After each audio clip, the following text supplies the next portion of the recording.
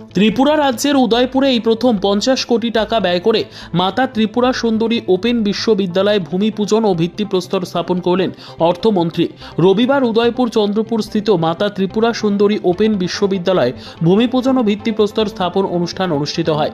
ফলক উন্মোচন ও ভিত্তিপ্রস্তর স্থাপন করেন রাজ্যের অর্থমন্ত্রী প্রণজিৎ সিংহ রায়, উপজাতীয় সংখ্যালঘু কল্যাণ দপ্তরের মন্ত্রী শুক্লাচরণ নোয়াতিয়া সহ আরও অন্যান্য অতিথিগণ। ফলক উন্মোচনের পর প্রদীপ প্রজ্বলন করে ভিত্তিপ্রস্তর স্থাপনের শুভ সূচনা করেন অর্থমন্ত্রী প্রণজিৎ সিংহ রায়।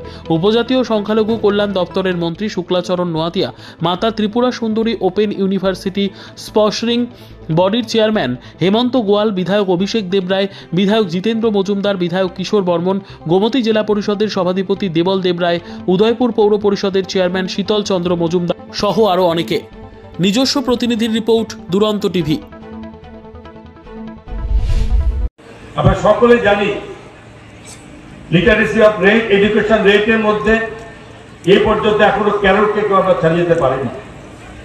আমাদের রাজ্য খুব পিছিয়ে নেই, আমরা কয়েকটি রাজ্যের মধ্যে একটা আছি, চতুর্থ পঞ্চমের মধ্যে আমরা বিরাজ করছি এবং আমরা বিশ্বাস করি আমাদের দেশের, আমাদের রাজ্যের মাননীয় মুখ্যমন্ত্রী প্রফেসর ডক্টর মানিক শাহের নেতৃত্বে এই রাজ্যের সমস্ত ব্যবস্থাপনাকে এগিয়ে নেওয়ার মধ্যে শিক্ষা ব্যবস্থাকে এগিয়ে নেওয়ার একটা পরিকল্পনা করে ভারতের যশস্বী প্রধানমন্ত্রী নরেন্দ্র মোদীজি 2020-তে নিউ এডুকেশন পলিসি শুরু করেছেন।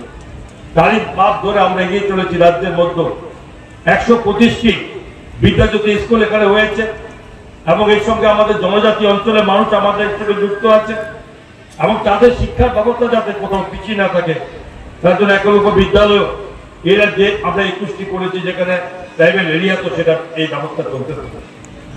সবচেয়ে বড় কথা, আমরা সরকার আসার পর থেকে উত্তর ত্রিপুরাতে আর্যভট্টের মধ্যে একটি, যেখানে প্রাইভেট যেটা করেছেন ইউনিভার্সিটি, সেখানে শুরু করে দিচ্ছেন তার পঠন পাঠন। আজকে সাবরুমে বলেছে আমাদের মন্ত্রী শুক্লাচরণ জমাতিয়া মহাশয়, সেখানে সে বুদ্ধিস্ট ইউনিভার্সিটি অলরেডি কাজ করতে শুরু করেছে। বহু স্টুডেন্ট সেখানে এই রাজ্যের বাইরে থেকে এসে করছে।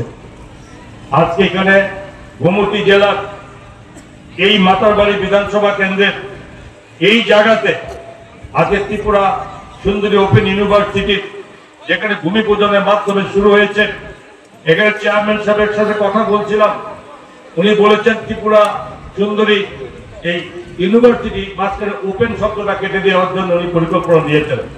মানে ত্রিপুরা সুন্দরী রেগুলার ইউনিভার্সিটি হিসাবে উনি পরিষ্কার ভাবে ওনারা সিদ্ধান্ত নিয়েছেন যে ওপেন শব্দটা থাকবে না, আমি এটা রেগুলার ইউনিভার্সিটিতে করে দেব।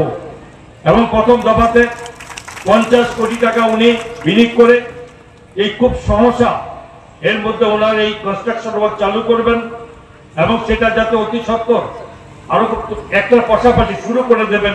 ম্যাক্সিমাম উনি 1 বছরের সময়ের মধ্যে ওনার স্ট্রাকচার কমপ্লিট করে এই ইউনিভার্সিটির কাজ শুরু করে দেবেন, এটা ওনার পরিকল্পনা নিয়েছেন। এবং ওপেন ইউনিভার্সিটিতে কি হবে, সেখানে কলেজ ইউনিভার্সিটিতে না এসেও সে ইউনিভার্সিটির বাইরে থেকে পড়াশোনা করতে পারে।